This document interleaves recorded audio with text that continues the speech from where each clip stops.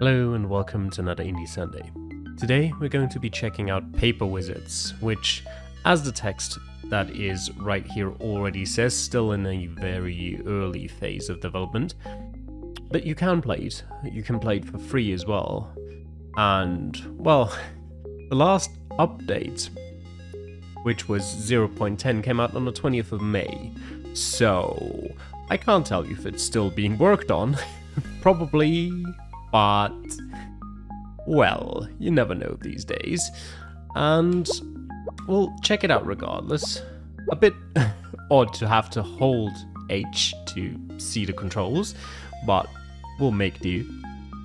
So, the goal of the game is to beat all levels and collect all the crystals. Fair enough. You can use the shop and crafting to change up your equipment and spell abilities to fit your style in the next challenge. This is still an early build, so if you find anything I don't know what that means. I like how the next word after that is unclear, so if I find anything unclear, well, I find that very unclear. I'm not sure what it's supposed to mean, so we'll just skip over it, or have a feature you want implemented, let me know on Discord. Okay. WASD, that's fine. Interact with F is fine. Map is M, that's a bit far away, but fine. Jump, sprint. Map on tab as well is good. Switch magic set is 1-2 spells on 1. Yeah, okay. Okay. Oh, I'm running out of mana as well. Okay, so 1 is basically just a... I don't know what kind of... Okay, and I can hold it to aim. I don't know if it... Because I didn't let it go and it shot regardless, so maybe you can only aim for like a little bit and eventually it activates. That's the shop. I can switch to other magic catalysts. The one I currently got equipped doesn't do anything. This one multiplies our max mana by 1.3. This one multiplies our jump force by 1.3, and this one increases our max mana by 1.1. What is the difference between multiplying our max mana and increasing it?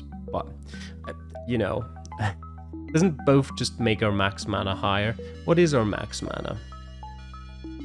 Because if our max mana is 1, then I'd much rather take this. If it's 200, then we're clearly on this side.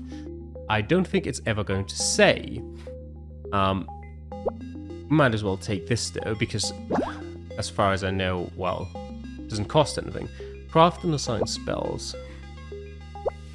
Craft. Pick aim. Okay. This is a bit too complicated for me right now, so let's just see what's in here. Can I just run through and fall off? Okay, I can run through, I can't fall off. Start the encounter. Okay, I'm assuming monsters will spawn if I press F here. Reduce number of enemies, but next treasure chest you encounter will be empty. Start encounter normally, or upon encounter completion gain a random modifier part, but increases number of enemies and the damage you receive. We'll just start it normally. Okay. Oh. Do I have a health? I don't know. Doesn't really seem like I've got health somewhere.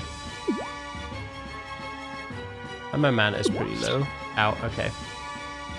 Let me sprint then. Okay, that is certainly something. The mouse sensitivity is a bit high, I guess.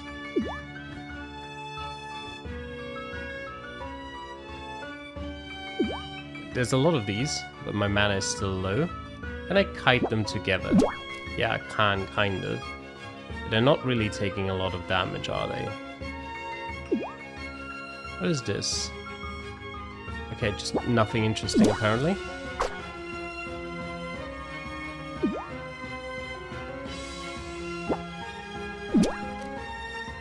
Do they not take damage or something? No, they do die. Some of them do.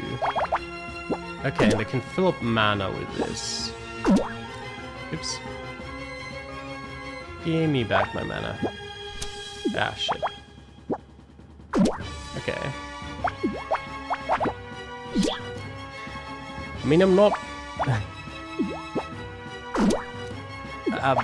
well... Let me just say I've played games that I was having more fun in before. There's a bunch of things here that... I mean, yeah, the game said it's a very early build, so some is understandable, but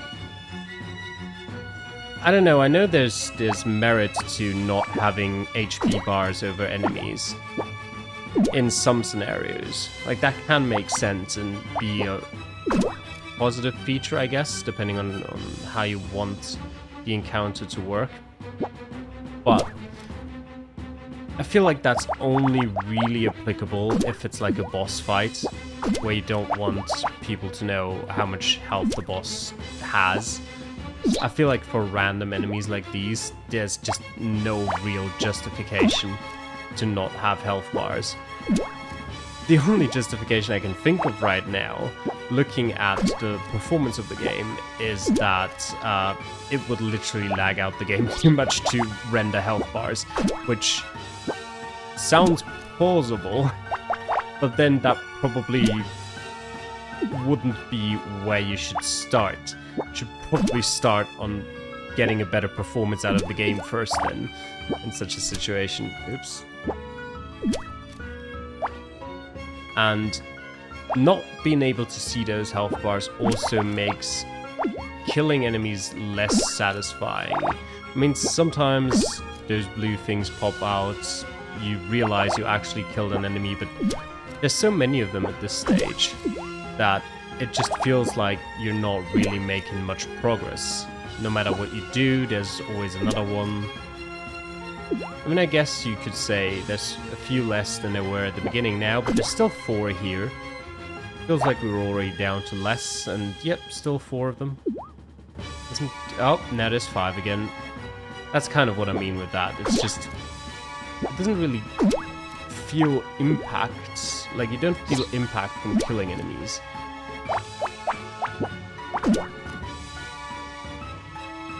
And, I mean, I do hope this ends eventually. And this doesn't just go on forever until I'm bored. Which that is a point I'm very close to reaching.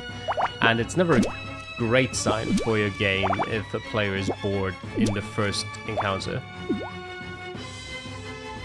Regardless of, you know, polish of the game, like, stuff like the graphics looking not exactly stellar at this point, I guess.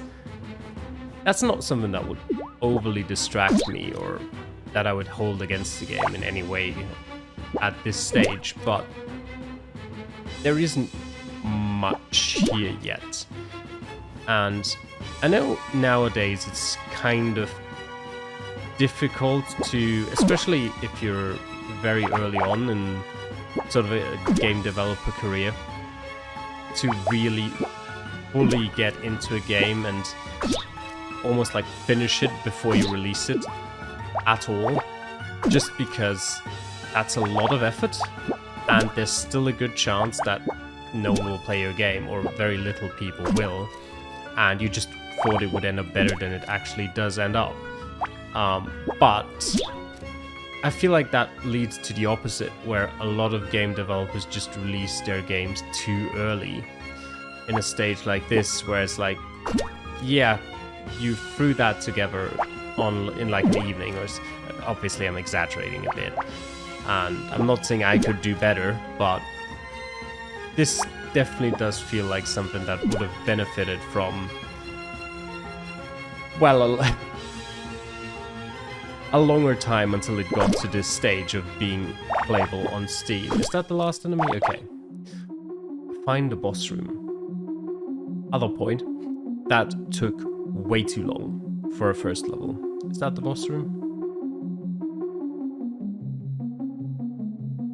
apparently so. It looks like a boss room. No, it's treasure. Ice. Okay. I don't know if I can interact with that or not, or... Oh, and there's portals here as well. And there's encounters here. Alright, I think... I'm not going to go through another encounter, but if I understood that correctly now, then that means that this is basically... What's that?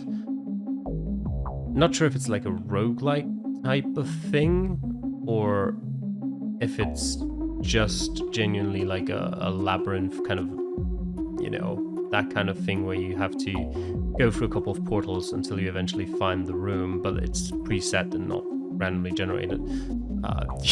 You can't really tell with this kind of environment. But yeah, I'm not... That first encounter was too long already for me to want to go through another one, just in case, and it could be like 17 more before you get to a boss room. And yeah, so I think that'll be it for this week of Indie Sunday. I'm kind of thankful in a way as well, because I've just come back from illness and I'm still not 100% recovered. So I guess the video being shorter than you would usually expect comes in, well, just matches up nicely. Anyway, thanks for watching. Hope you enjoyed, and I'll see you guys again next time. Till then, bye.